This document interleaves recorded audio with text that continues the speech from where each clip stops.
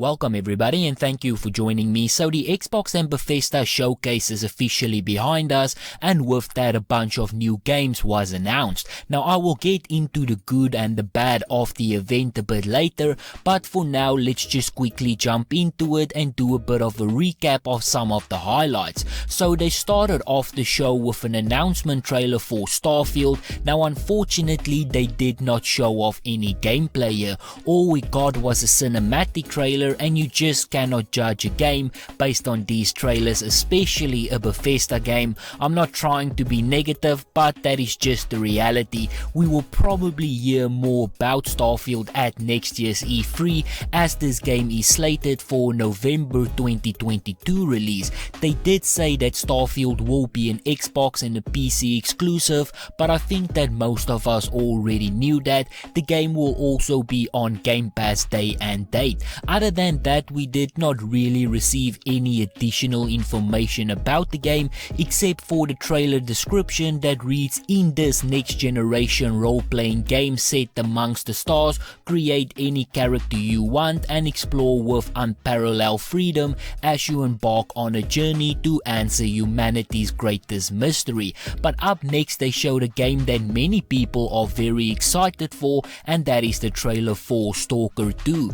Now this game looked really good and is something that I will definitely be checking out. They showed off a cinematic trailer, but we also got to see a bit of gameplay in between just to give you an overall idea of what to expect. The game will be playable in 4K, and I do believe that it will also be a day and date Game Pass title as well as exclusive to the Xbox ecosystem. But overall, as I said, the game looks great and it is a title that I am looking forward to. They also showed off Psychonauts 2. Now this is another big fan favorite that I know many people are excited for. The first one was great and available on Game Pass if you have not already checked it out, just like the second one will be, and there is no doubt that this game will also be just as fun to play. The art style of the game looks amazing, but once again we did not see any real gameplay. The trailer was about 90 seconds and dub a gameplay reveal, but I just wish that they would have focused a bit longer on the actual gameplay and the mechanics.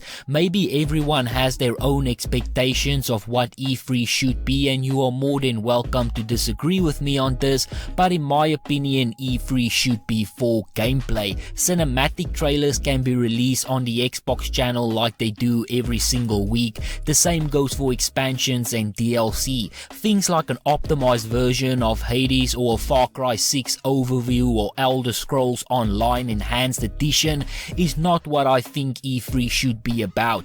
That of course is my opinion. I just feel like they can do that on the Xbox channel again like they do every week. E3 I believe should be about actual gameplay, showing off designs and skins and levels. I'm talking about the type of gameplay that you saw when CD Projekt Red was doing their weekly show, where they would show off like 20 minutes and focus on customization and cars and guns and abilities. Resident Evil 8 is another good example here. That is what I expect at E3. I want to see 20 minutes of Halo Infinite where they would show off the new upgrades that they have made to the characters and the new gun skins and the new vehicles and the new improvements that they've made to the environment.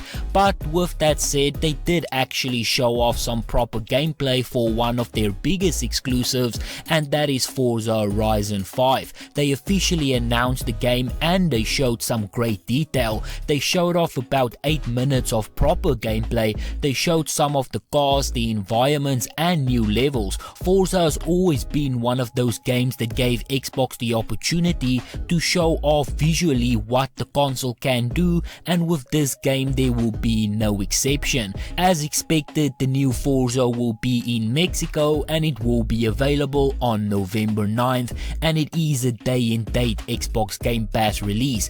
This one I am really hyped for. But then last week I also spoke in my prediction video about the new secret vampire project that Arcane was working on called Omen, and yesterday they revealed it. The game is called Redfall, and in this game you are trapped with a handful of survivors and you need to go up against some very powerful vampire enemies. enemies. Now again, unfortunately, they only showed a cinematic release, which won't tell you much about how good the game actually is until you see the actual gameplay, but the game will only be out in the summer of 2021, so here I do understand why they did not have any gameplay ready yet.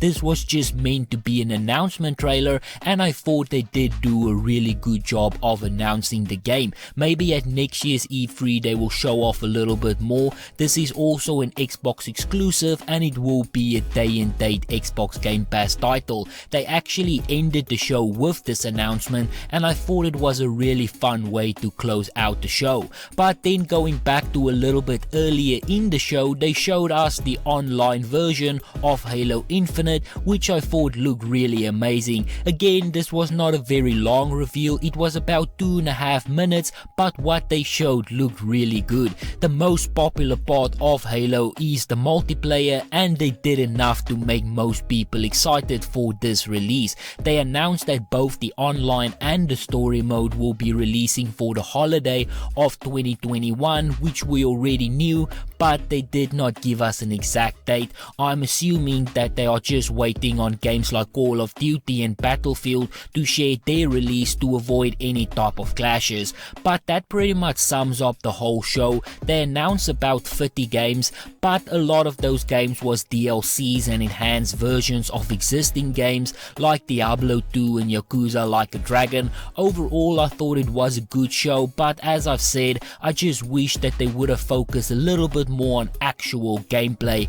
They could have reduced the game show to about 10 games and just focus on announcement trailers and an actual gameplay. Things like Yakuza and Sea of Thieves and Fallout 76, Diablo 2, Elder Scrolls Online, Hades and Far Cry could have been done separately on the Xbox channel. In those games place, they could have actually focused on some proper 20 minutes of gameplay for instance Halo, and where they could go over some of the massive world that they keep talking about. They could have given Psychonauts the opportunity to show off one of their levels. I think most people who have been gaming for a while now can relate to what I'm saying, but a cinematic trailer just does not accurately portray what a game is really about or if the game is good or not. I have seen too many trailers that ended up in disappointment, but I'm not trying to be negative. I thought the show was good. 30 out of the 33 games that was announced will be on Xbox Game Pass day and date, which is absolutely amazing, and you will find that type of value nowhere else. Two of the biggest titles, Forza and Halo, will be releasing this year, and it won't cost you a cent outside of your subscription. That alone should be applauded. It goes a long way to assist gamers on a budget, but as I've said, I enjoyed the show. I just wish they would have done a little bit more when it came to gameplay, but what they showed got me excited in certain cases, and I think that's enough. So for now, this is where I'm going to end it. So if you enjoyed this video, be sure to hit that like button. If you would like to see more videos like this, please consider subscribing, and as always, please remember to stay safe, wash your hands, don't touch your face, and I hope to see you again soon.